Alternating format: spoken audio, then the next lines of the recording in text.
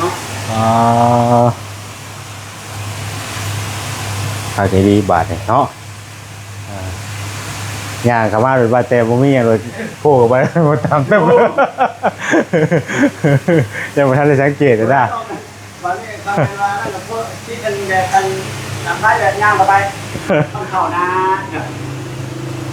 โอ้ดีย่างมาเปิดกันเข้าเด้อจำมันกะเนาะอย่างว่าเพื่อสังเกตแล้วย่างต่ำตุ่มกับไปได้เนาะมันแล้วมันสะท้อนแสงมันเห็นเงาตัวเองอยู่หน่อยครับ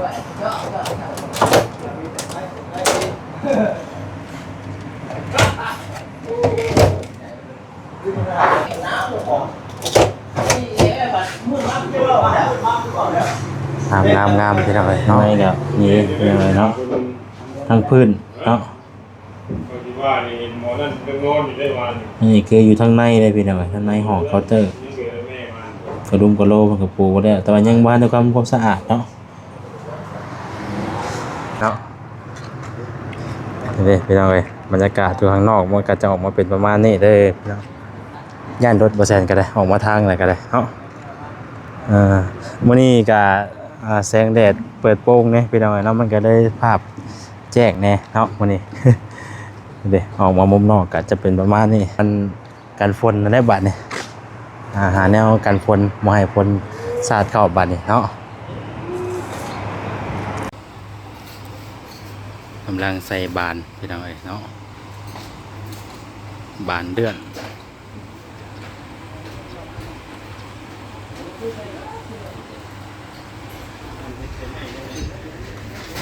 ขานี่ก็ใส่แล้วเนาะ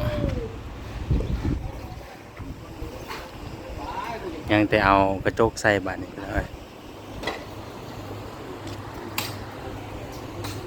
ลองเบิ่งบัดเพิ่นใส่แล้วเนาะจะเป็นได้ทางสร้างเพิ่นบอกว่าให้ซื้อบัวว่าซั่นให้ซื้อบัวมาใส่ขอบมันเนาะประมาณนี้บ่ช่างประมาณนี้บ่เขาจะใส่ไปสิบ่เอา4 เซนแล้วมาใส่เขาจะใส่ประมาณนี้เนาะสีขาวนี่ก็ตัดอยู่เลยเนาะแต่ลองจับมันอยู่ห่ะมันก็ตัดกันอยู่ได้เนาะพอดีเลยอันนี้เทียบเบิ่งเลยครับมันว่าเอาใส่นะเพราะว่าเขาก็จะได้แก้ตัวนี้ออกอยู่ด้วยเนาะแก้ออกตัวนี้ออกมันลองสีมันอ่ะลองดึงออกด้วยแล้วสีออกแล้ววันนี้มันแต่ถ้าเอาตัวขาวมาตัดฮะเจออะไรกับพ่อวะโอ้ยังเป็นเพื่อนวะยังเป็นเพื่อน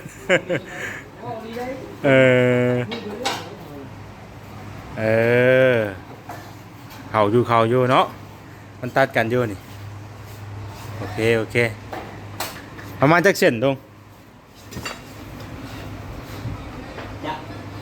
ใส่ข้างนอกวะ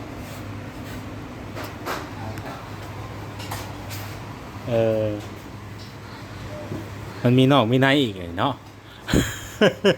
มีนอกมีในอีกใส่เบิดเลยว่าใส่กะใส่ทั้ง4ด้านเลยว่าทั้ง2เขา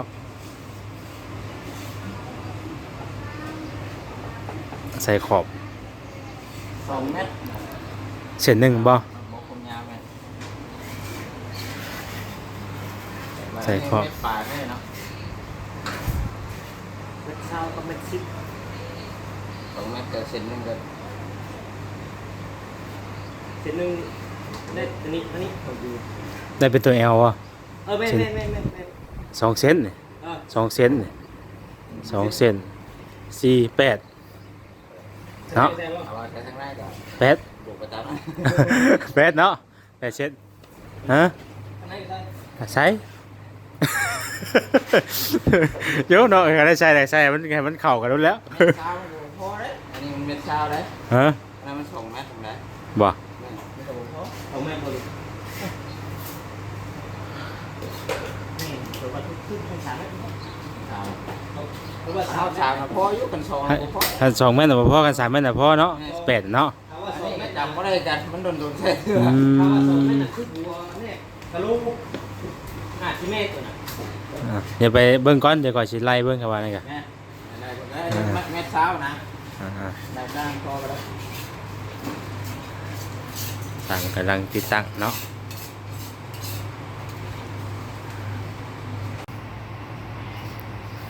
หน่อยเนาะใส่ได้แล้วข้างหนึงบาทนี่พี่น้องเอ้ยยังอีกข้างนั่นเนาะบาทนี่โอ้แล้วคักแล้วพี่น้องเอ้ยบาทนี่เนาะตอนนี้ก็ปิดเรียบร้อยแล้วยังข้างนั่นบาทนี่กำลังหาน็อตยึดอยู่ โอ้กำลังหาน็อตยึดอยู่โอเคบาทนี้พี่น้องเอ้ยเนาะคือว่าประมาณนี้เด้อบาทนี้เด้อพี่น้องเด้อพอๆกันไหมเนาะ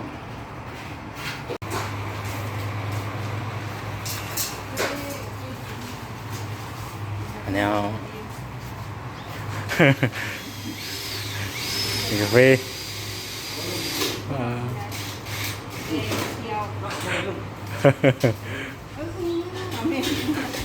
แม่ว่ามันเขียวอ่ะ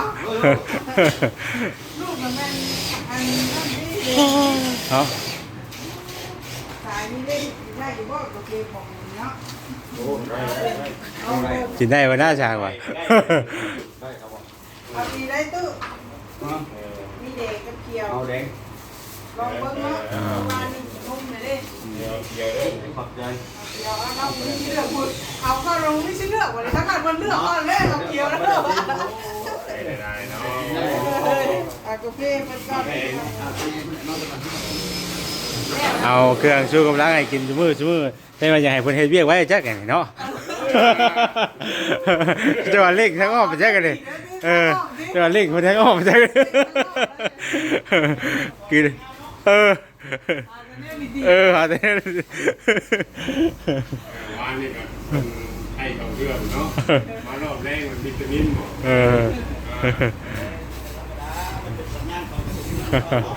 แม่ ไกลแล้ว ใกล้แล้ว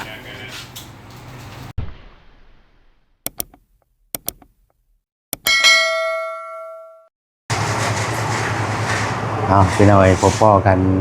อีกแล้วเนาะตอนเช้าๆพี่น้อย อยู่เอื้อนคือเก่าพี่น้องเอ้ยเนาะสบายดีเด้อพี่น้องเด้อสบายดีพ่อแม่พี่น้องเบิดสุขสู่คนพบพ่อกับช่องบอแซนอีกแล้วพี่น้องเอ้ยเนาะเอาก่อนออกไปเวียกไปงานมื้อนี้ก็สิได้มาอัปเดตเบิ่งครัวเนาะครัวเคาน์เตอร์ให้พี่น้องเบิ่งนำกันอีกเทื่อนึงก่อนเนาะแล้วก็ให้ทางแม่ตู้เพิ่นเบิ่งก่อนพี่น้องเอ้ยเนาะก่อนออกจากบ้านเนาะพอดีมื้อนี้ก็ว่าจิพากันไปเบิ่งเครื่องอาหารสดพี่น้องเอ้ยอยู่อยู่สวรรค์เนาะสบายดีเด้อเนาะเพิ่นกำลังไล่รายการนั่นนี่อยู่ โดยถามมัน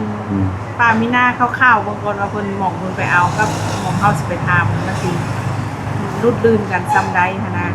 แต่อยากไปหาเราเบิ่งว่ามันรุดลื่นกันหลายบ่ถ้ามันบ่หลายปานใดดำ 2-3,000ก็ไปเอาของเราไปเอา พอบ่เคยขายพี่น้องเนาะมันก็กำลังเริ่มต้นเฮาก็บ่ฮู้ว่าสิไปเอาทางใดนะเอาแบบใดก็เลยไปครัวเบิ่งก่อนเอามาขายอยู่ห้านนี่แหละพี่น้องเนาะตั้งไว้นี่แหละสิแยกสถานที่ตั้งไว้นี่แหละ สิเป็นแม่ แต่ว่าไปเบิ่งก่อนเนาะ น้อย ไปเบิ่งก่อนว่าสิคุมราคาเท่าใดพี่น้องไอ้เบิ่งก่อนว่าจะเอาหยังมาขายก็มีแต่เฮาก็บ่ได้ขายลงตลาดหรอกพี่น้องเนาะขายอยู่ในเรือนนี่แหละเนาะตู้ตู้ที่ว่าทางไปตู้เพิ่นซื้อมาไว้ให้และบ่ได้มื้อใดบ่แม่นตลาดนัดก็มื้อใดบ่แม่นตลาดนัดก็มา มาซื้อน้ำเฮา มาซื้อน้ำบ่แซนพี่น้องเอ้ย อยู่เฮือนเฮากับขายแบบบ่ต้องรอให้ท่าฮอดมื้อตลาดนัดพี่น้องเอ้ยเนาะอยากมื้อใดแล้วแม่นมาเอาเลยอยู่เฮือนเฮามีสินะพี่น้องเอ้ยยังบ่ทันได้เห็นเครื่องโฆษณาก่อนเด้อ ป้าใส่เนาะเดี๋ยวไปอัปเดตเบิ่งให้ครัวก่อน กินไว้ เนาะ ก่อนพี่น้องเอ้ย เบิ่งให้ครัวให้ตู้เบิ่งก่อนเอาพี่น้องเอ้ยเนาะนี่แหละ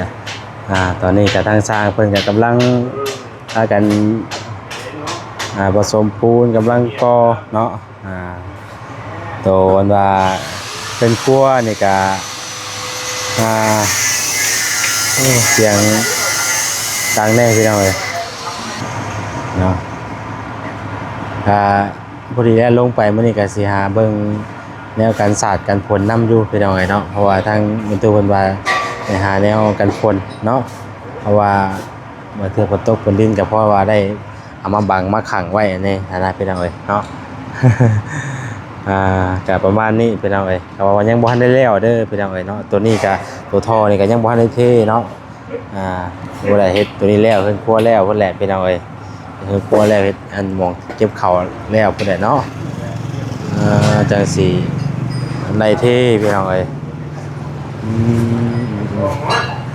แล้วคักแล้วบาดนี้ทางสร้างเฮ็ดนั่นว่าเก็บเข่าใกล้สิแล้วเนาะสวัสดีเด้อสวัสดีสวัสดีเนาะอาการที่เก่าเนาะโอ้วันนี้ถือว่าเพิ่มหน้าไปหลายมื้อนี้เนาะก็วันนี้ก็คือสิแล้วอยู่เนาะถามละถามนี่บอกถึงเด้อถามนี่ถึงแล้วบอกเขาดิพ่ออยู่บอกนะว่าเดี๋ยวยังบ่ได้ เกือบอยู่จังเนาะแต่ว่าอยากเกือบสิพ่ออยู่จังอ่ะ พอดอกในเวลาเกิดคนพออยู่หมอเราก็เวลาอยู่แต่ว่าพอดีเลยจังเนาะคอยง่อยกับร้านเกิดคน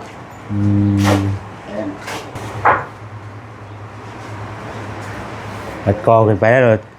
ไม่ได้น้อยเลยเนาะโอ้ตึงแล้วมันก็เกิดทำเล่าวันเราบ้างประมาณนั้น200นี่ว่าคนไหน200เพิ่นสิว่าข้าว200นี่200กระสอบได้แบบเมื่อไหร่ได้ข้าววันบ่ฮอด200เทื่อบ่มันก็มีเพื่อเก็บกระปุกกระปัดมันมาเต็มเลยก็โอ้ติโอ้เต็มเลยยากมันก็จะแยกออกมาอีกยากเองเอาไป150 130นะแม่อยู่แต่ละปีก็ประมาณ100ปลายเนาะข้าวอะไรกินดิเรื่องกับทาย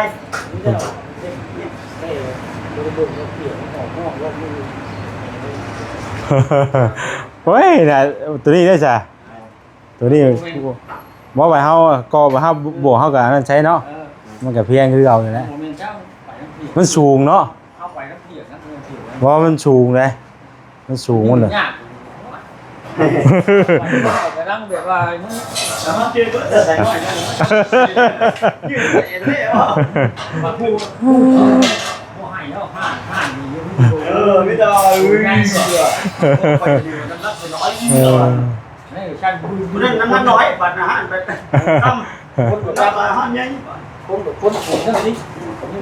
เวลาเฮาบ่ได้เทค่าเฮาเอาเล็กใช้ไปที่บ่นี่น่ะจักทุกไหนแปลว่าเฮาทุกจักก้อนไทยเอาทั้งเดือนกับซองแทบแถวลูกบุญซองแถวจอดนี่จอดโอ้ย่านมันบัดไม่ง่วยบ่เฮาเจินดันในย่านมันง่ายเนาะ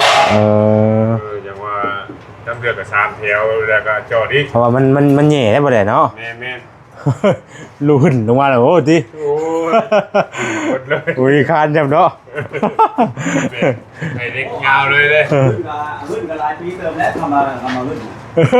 เติมนึงอยู่เนาะถ้าเล็กตัวออกมันเปื่อยไปพุ่นแล้วนั่นเองดูคำค้านอ๋อมันกระโดนอยู่ดอกเลยโดนอยู่ได้เพราะว่าเฮาเอาเลขนี่ใส่เลยดิยิงยาวเลยแค่เฮาแม่ซื้อเนาะมันบ่แม่นว่าเป็นพืชมันเอากับพืชมันนี่แม่นอยู่ได้อยู่มันก็ได้อยู่ดอกบ่เป็นหยังดอกเนาะแบบว่าในใจมันสิดอกพอเข้ามันก็เบิดไปเรื่อยๆเด้อติมันก็คิดอยู่แล้วว่ามันก็บ่ได้ดอกคนแรกนี้เฮาไปได้แค่แบบสะดวกใจยามมักเมียนสิดอกแต่ว่าเฮ็ดอยู่ระหว่างกลางพี่น้องเนาะกับมื้อนี้ก็ออกเข้าออกได้เนาะเที่ยวได้ทั้งสองข้างนี้ก็ออกได้ข้างนั้นก็ออกได้ได้พื้นที่ได้ครับคักแรกบัดนี่ทีนี้ลุงโตครับเป็นเรียบร้อยตัวนี้ก็เพิ่นตั้งวงกบกับพอดีงามเนาะวงกบกับบ้าน80อันนี้หม่องนี้เฮาสิเฮ็ดได้เนี่ยสิตัวนี้แหละเที่ยวบ่นี่น่ะเขาจะเที่ยวให้มันแข็งตัวนี้บอก วันนี้วันสิเท เพราะว่าเขาจุดเลยก็ได้ร่วมแต่ว่าการได้ตั้งแบบนี้แหละตรงนี้เลยปกติเขาตั้งก่อนอย่างก่อนวันนี้เลยก่อนท่านได้เงินข้าวเลยเขาต่อกันวันนี้มันตีเล็กมัดตามที่แห้งครับมาเพลงเพลงครับ ลายนี่เลยไปเที่ยวได้ไปทางไหนของมือ โอ้ทางนี้ก็เก็บเครื่องในบ้านในหัวจังว่าแล้วจักเนาะเชิญมาฟ้าชากันว่าเห็นหมอเก็บข้าวแล้วจักเด้อจะเป็นงานมันงานจะได้โชคหัวเนาะ ตั้งความใจดี เฮ้ยเราเป็นประตูเนาะเบิ่งก่อน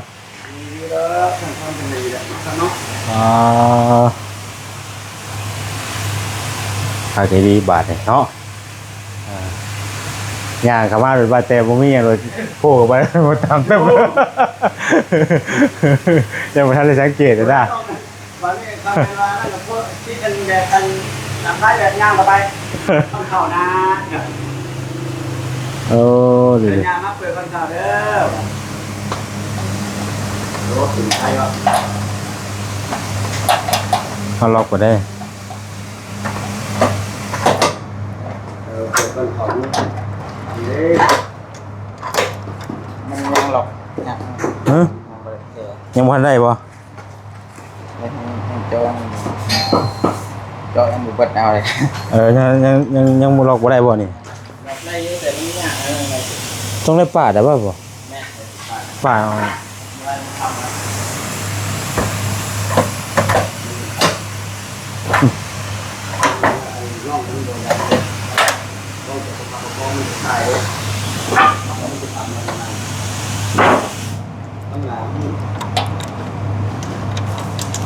นี่จะต้องขึ้นเกณฑ์เลยนะมันแบบบริษัทล่างเลยนี่นี่ก็โอ้แต่มันก็ล็อกได้อยู่เอ้าอยู่ไหนนะมันอยู่ไหน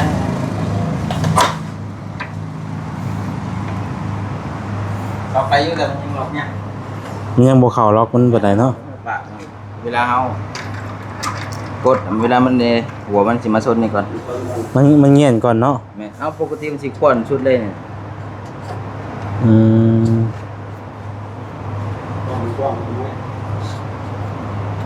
มันจังมันเพื่อมันง่ายกันเนาะ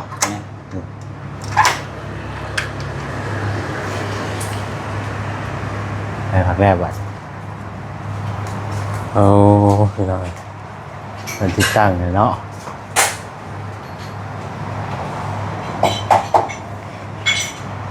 ว่าสีจางให้ออกนะอย่าเพิ่นเฮ็ดแล้วก่อนยังที่สีออกไปเลยมาเดวก่อนเนาะคิดพูด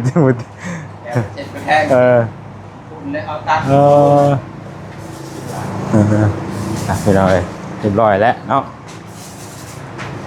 ประตูติดตั้งประตูเรียบร้อยแล้วนี่เวลาปิดมันก็จะออกมาเป็นประมาณนี้ไปเลยจำมันกะเนาะอย่างว่าเพื่อจะเกลียดย่างต่ำตุ่มกับไปเลยได้แล้วมันแล้วมันสะท้อนแสงมันเห็นเงาตัวเองหน่อยเนาะทางนี้เพิ่นกะเทเรียบร้อยพี่น้องเนาะเทขึ้นเรียบร้อยโอ้พอดีงามเลยบัดนี้เนาะเด็กพี่น้องเนาะบานเพิ่นกะติดตั้งเรียบร้อยเนาะแล้วก็เทหน้าเคาน์เตอร์เรียบร้อยพี่น้องยังบ่ทันได้สลับน็อตด้วยเนาะ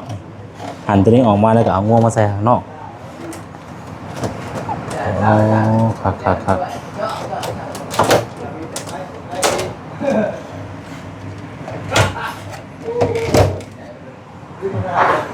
มานี่พี่น้อง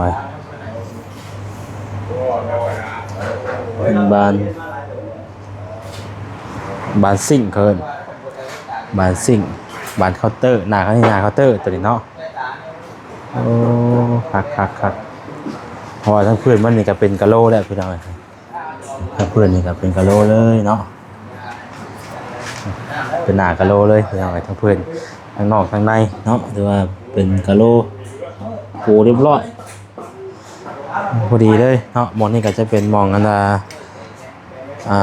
หมองล่างพี่น้องเนาะหมองล่างถ้วยหมองล่างถ้วยจะเป็นหมองนี้เปิดประตูออกมาประมาณนี้เนาะ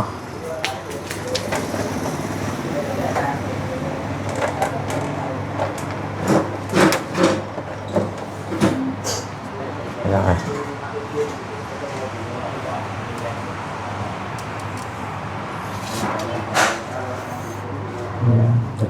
เป็นคานนะนี่เนาะทั่วนาเติบได้พี่น้องเนาะวันนี้เพิ่นเอากระโหลกมาปูใส่อีกบัดมันก็จะขึ้นมาประมาณอีกประมาณนี้คร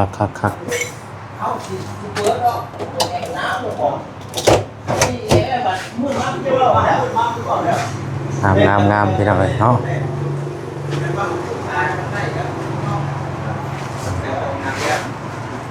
อันนี้ก็จะเป็นตัวที่ว่าเฮา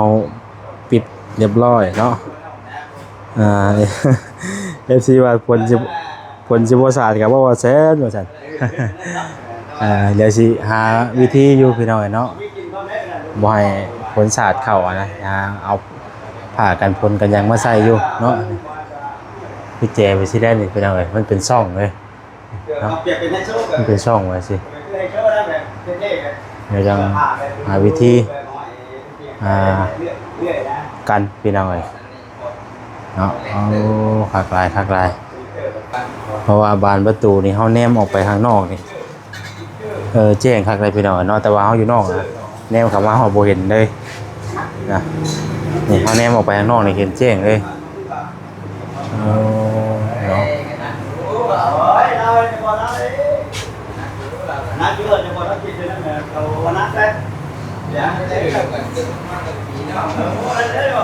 นี่แหละพี่น้องเนาะ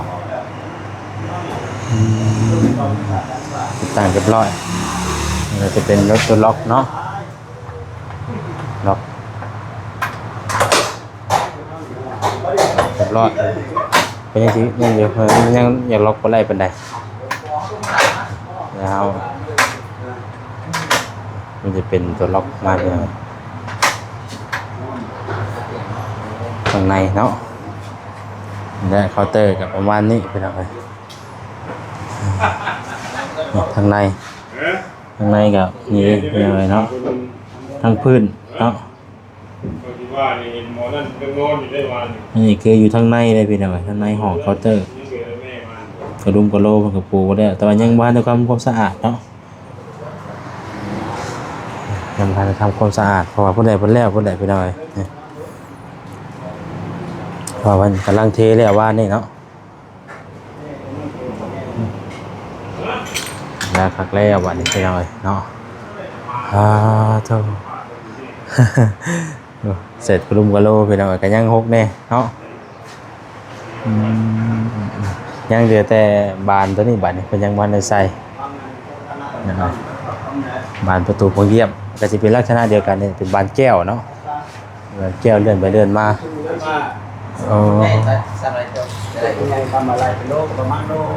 เพิ่มไปประมาณนี้เลยแล้วครับแล้วบัดนี้เนาะแต่ว่าสีตัวนี้มันยังบ่ฮู้ว่าเป็นตู้เพิ่นสีให้ทาสีหยังพี่น้อยเนาะทาสีเดียวกับห้องน้ำบอกได้ว่าสีใช้สีหยังเนาะตัวนี้แม่แล้วบอกเขากันยังหลายว่าพอดีเนาะน่าจะพออยู่เนาะเพราะว่าอยู่หันกันยังในหม่องปูนน่ะเดือยอีกดิเดือยอีกคนว่ะมาออกมาเบิ่งข้างนอกก่อนพี่น้องเอ้ยเนาะออกมาเบิ่งข้างนอกก่อนบัดนี้เนาะนี่พี่น้องเอ้ยบรรยากาศอยู่ข้างนอกมันก็จะออกมาเป็นประมาณนี้เด้อพี่น้องย่านรถบ่แซนก็ได้ออกมาทางไหนก็ได้เนาะมื้อนี้ก็แสงแดดเปิดโปร่งเนี่ยพี่น้องเนาะมันก็ได้ภาพแจ้งแน่เนาะมื้อนี้ เด้ออกมามุมนอกก็จะเป็นประมาณนี้แล้วก็แห่ทรายตัวที่ว่าทั้งอันเวียดเพิ่นสร้างมานี่ก็ยังอยู่ได้พี่น้องเอ้ยนี่เนาะยังหลายเติบอยู่เนาะนี่เด้พี่น้องเอ้ยออกมาเบิ่งท างฝั่งทางก็จะเป็นประมาณนี้เนาะหลังจากที่ว่า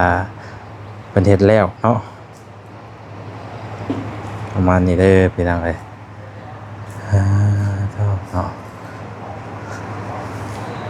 ใกล้จะสำเร็จแล้วพี่น้องยังเหลือแต่หาแนวอันกันฝนนั่นแหละบัดนี้หาแนวกันฝนบ่ให้ฝนสาดเข้าบัดนี้เนาะทาชมทาสีเรียบร้อยแล้วเพราะว่าเครื่องเฮาอยู่นี่ก็เริ่มบางแล้วบัดนี้พี่น้องเอ้ยนี่พอตัวเด็กที่ว่าเพิ่นเอาไปอันห้องทานซิ่งพี่น้องเอ้ยเนาะหรือว่ามันอยู่พี่น้องเอ้ยเพิ่นเอามาค้ำไว้เนาะปูนเฮาก็ยังหลายสอบแต่อยู่พี่น้องเอ้ยเนาะยังหลายสอบแต่อยู่ปูนนี่ก็แต่ว่าก็เริ่มเป็นนั่นแหละผมสั่งเอามาเลยอะไรยังมาแล้วบ่ได้แค่เนาะ ข้าวมากนะครับมาดูพี่พี่นี่เขา โอ้ข้าวบ่ใกล้สิฮอดมื้อห่อข้าวแล้วบ่นี่ฮะใกล้แล้วเนาะ แล้วเอาข้าวมากูไป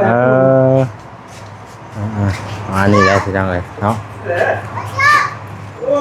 เราได้ดอกข้าว ก็ได้ข้าวมาเนาะ อ๋อได้ไปด้วยน่ะบางอันเอาเนี่ยคนเดียวจะพาไปพาไป เอ้ยบรินี่ไงทุกวันก็จะ แล้วพาคุณดูนเก็บไป โอ้ ให้ตะมุดูให้ตะมุดูอยู่ได้ด้วย บอกแม่น้องพาใช้เต้ากินไป ให้เดี๋ยวอันทรายยามนี่มันอิ่มน้ำไว้เนาะคือยามแรงพี่น้องเอ้ย เนี่ยบักเนี่ยบักถึงกล่าวนะ แล้วแหงบ่แล้วแหงเนาะ คือได้เห็นนะเป็นข้าวเหนียวนะ อยากขัดเลยตัวเราอันเสื่อมเล็กเดียว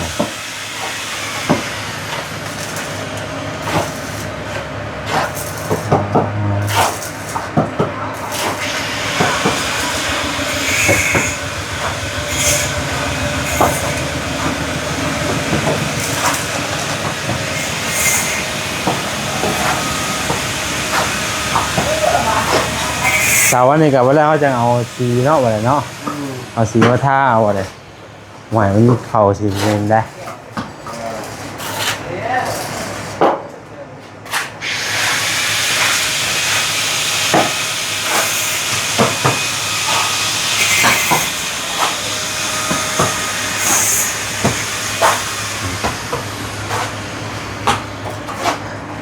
โอเคเด้อวันนี้พี่น้องเนาะทางบริษัทก็จะได้ขอตัวจบคลิปไว้สักนิดก่อนเนาะอัปเดตเรื่องประตูน้องเบิ้งทางประตูเบิ้งเนาะเด็กพี่น้องอันนี้ก็ใส่เรียบร้อยแล้วทางดอกหางดินเนาะไปวันนี้ทำลาไปก่อนพี่น้องอยู่ดีมีแห้งบัสุขุสู่คนเนาะผิดพลาดใดๆก็ขอโทษขออภัยพี่น้องเลยทำลาไปก่อนได้บัดนี้เด้อพี่น้องเด้อเนาะอยู่ดีมีแห้งบัสุขุสู่คนเนาะทางบอกกับแม่ก็ขออยู่ดีมีแห้งสุขภาพแข็งแรงเนาะใกล้สิฮอดมื้อทางแม่เพิ่นมาเลยพี่น้องเอ้ย อีกบ่ดนเนาะก็คือสิได้พ่อกันแล้วพี่น้องเอ้ยเนาะมื้อวันที่20ปลายเนาะเดือน9นี่แหละพี่น้องเอ้ยเนาะแล้วจังได๋ท่านใดที่ว่าเข้ามาเบิ่งมาชมก็ฝากกดไลค์กดแชร์กดติดตามเป็นกำลังแรงใจให้เด้อพี่น้องเด้ออยู่ดีมีแห้งบ่สุขสู่คนพี่น้องเอ้ยเนาะสบายดีเด้อพี่น้องเด้อสบายดี